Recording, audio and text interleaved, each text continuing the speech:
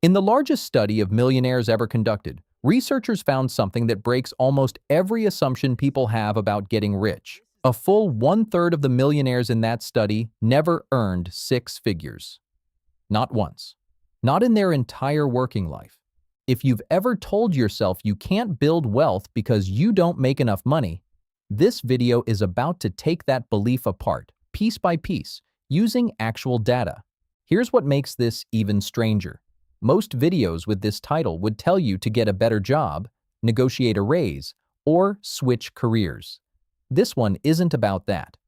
In that same study, the top 5 careers among the millionaires weren't doctors or executives. They were engineers, accountants, teachers, salespeople, and lawyers. Physicians, despite earning far more on average, didn't even make the list. Something else is clearly driving this. And that something has almost nothing to do with how much a person earns. Here's the problem most people never say out loud. If you're on a modest income, it's easy to believe wealth building is something that starts later, after the raise, after the better job, after things feel easier.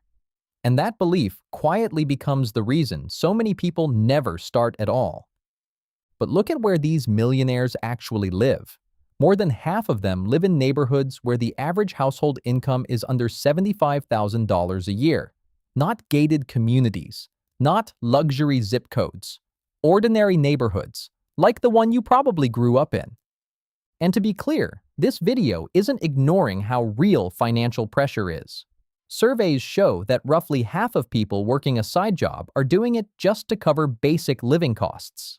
That pressure is real, but it's not the whole story. So why do so many people, even ones trying hard, stay stuck? There are 2 real reasons, and once you understand them, they're almost embarrassingly simple to work around. The first is something researchers call scarcity. When money is tight, your brain doesn't just feel stressed, it actually loses bandwidth. Thinking about bills, debt, and today's problems uses up mental energy that would otherwise go toward planning for the future. This isn't a character flaw. It's not laziness. It's a documented cognitive effect that happens to anyone under pressure, rich or poor. The second reason is sneakier. It's called lifestyle inflation. You get a raise, and almost without noticing, your spending rises right along with it.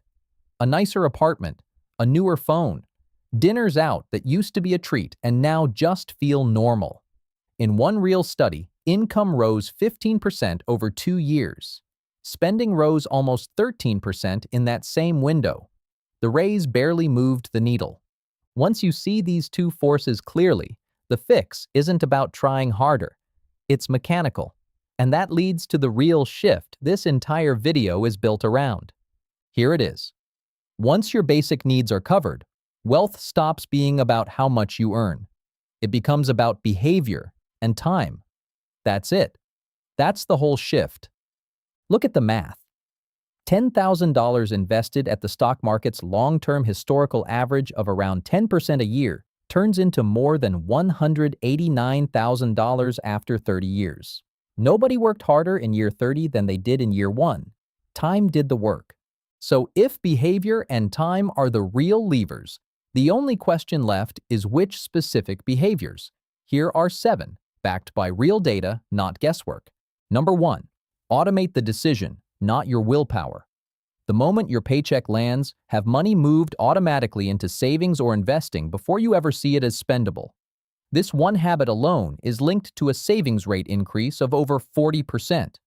But automating money only works if that money actually grows. Number 2. Invest consistently in low-cost index funds. A simple fund that tracks the broader stock market has historically returned close to 10% a year, and fees matter more than people think. Index funds often charge a small fraction of what actively managed funds charge, and that gap compounds hard over decades. But consistency only works if you can resist one very specific temptation. Number 3. Guard against lifestyle inflation at the exact moment you get a raise. Before you feel that new income is normal, route part of it straight into the same automated system from step 1. The urge to upgrade fades fast. The new spending habit doesn't. Protecting your savings matters, but so does what you owe. Number 4. Avoid high-interest debt aggressively. This shows up again and again in the research as one of 3 defining behaviors among the millionaires studied, alongside consistent investing and modest spending. With spending and debt under control, the next lever is about where you live. Number 5. Keep your housing costs disciplined relative to your income, especially early on. This single habit was one of the clearest differences between people who built wealth on modest pay and those who didn't. The specifics of home ownership look different depending on where you live in the world, but the principle is the same everywhere. Don't let housing quietly eat the money that should be growing. Everything so far builds savings from one income, but there's also a lever on the income side itself. Number 6. Build one focused income stream outside your main job. Side income data varies a lot depending on the country and the survey, but one pattern holds up everywhere. The highest paying opportunities cluster around digital and tech skills, small software tools, AI-powered services, online content. If you want the full research on which specific ones actually work, that's covered in this channel's other videos. And one of the newest versions of this lever deserves its own mention. Number 7.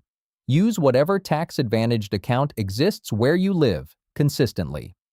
8 out of 10 millionaires in the study used an employer retirement plan. In the US, that's a 401k. In the UK, an ISA or workplace pension. In Canada, an RRSP or TFSA. In Australia, superannuation. Different names, same idea. 7 real strategies. But just as important is knowing what quietly undoes all of them. Here are the mistakes that erase years of progress without you noticing. Chasing visible spending as proof you're doing well. Remember, most of the millionaires in the study lived in perfectly ordinary neighborhoods, not flashy ones. Trying to time the market, buying when things feel exciting, selling when things feel scary. This single habit is why the average investor actually earns less than the market itself over time. Treating a raise as free money instead of routing part of it into automation. This is the single most common way lifestyle inflation quietly cancels out years of progress.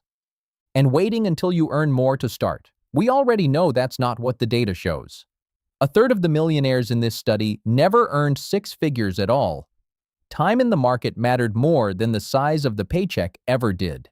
So let's go back to where we started. That 1/3 of millionaires who never earned 6 figures didn't find some secret income hack. They just did the 7 things we covered for a long time without stopping. Here's the real takeaway. The income ceiling most people believe in is real, but the wealth ceiling most people believe in is mostly a myth, built from misunderstanding where wealth actually comes from. I'll be honest with you, this isn't fast. On average, it took the people in this study 25 to 30 years. There's no lottery ticket here, just behavior repeated for a long time. So here's my question for you. Out of these 7 strategies, which one are you not doing yet? And what's actually stopping you?